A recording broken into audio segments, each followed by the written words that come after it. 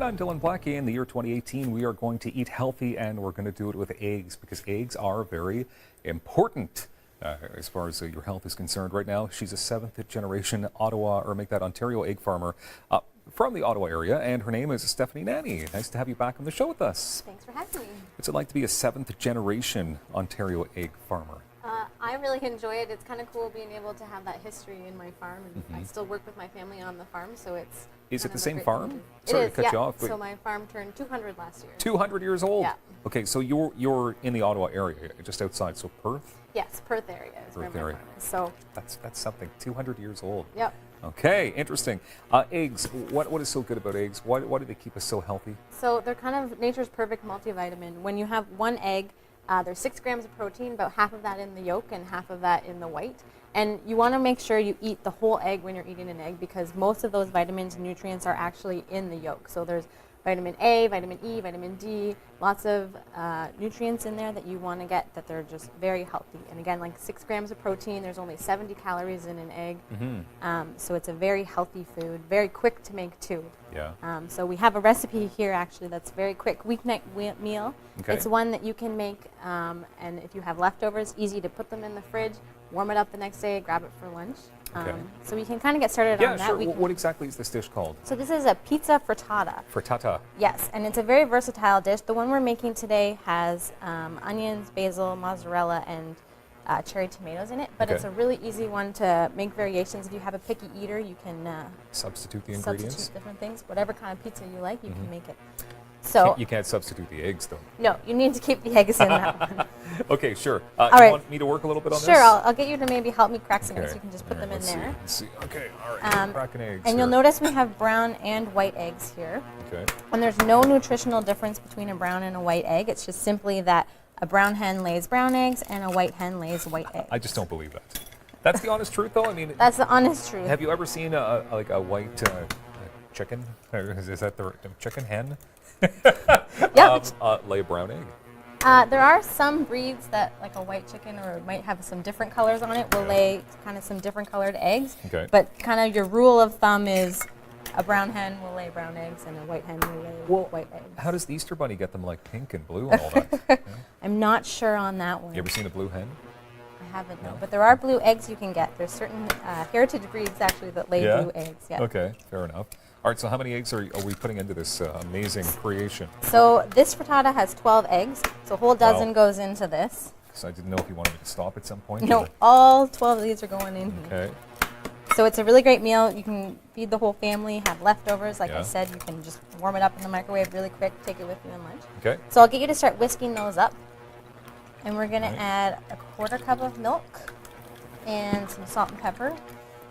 And once you get those a little more mixed, you can add in these ingredients. And over here I have some oil warming in a pan, and I'm just going to add some onions to this.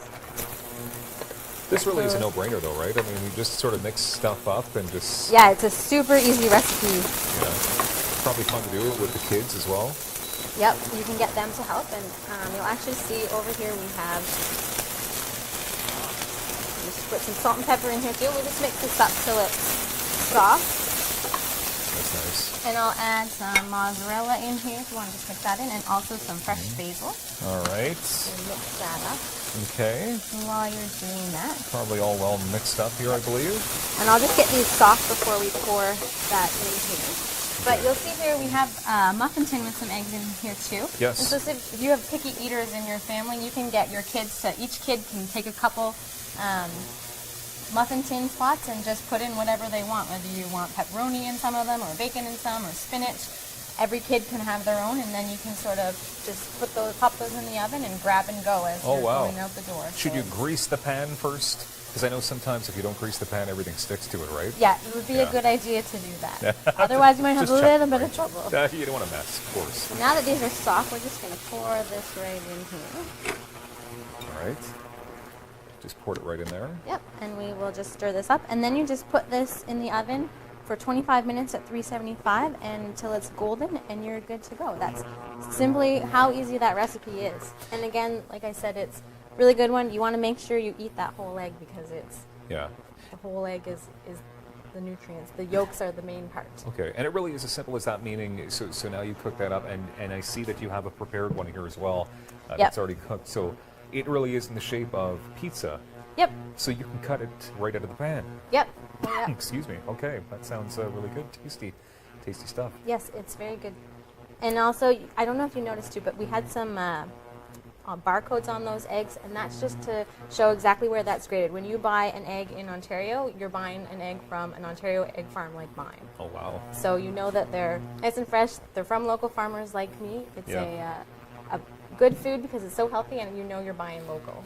How many eggs would you say is healthy to eat in the course of a week? In the course of a week? I don't know if I can know that. I know my family, we can eat up to a dozen or more a week, or if you think of a recipe like this, you're getting a dozen eggs in one recipe. Yeah, but is it possible to eat too many eggs?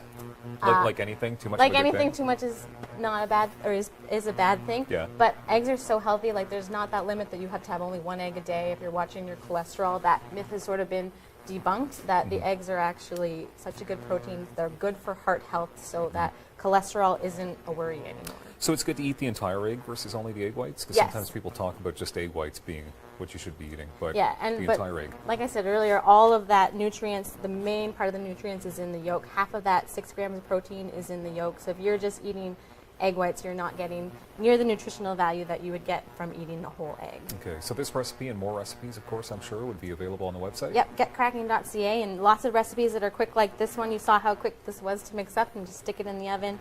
And really easy to take with you on the go, whether you get the mini frittatas in the muffin tin or a quiche, something like that. You can make mini quiches, all very easy to take with you. Thank you very much for being here. Thank you. And more Daytime coming up.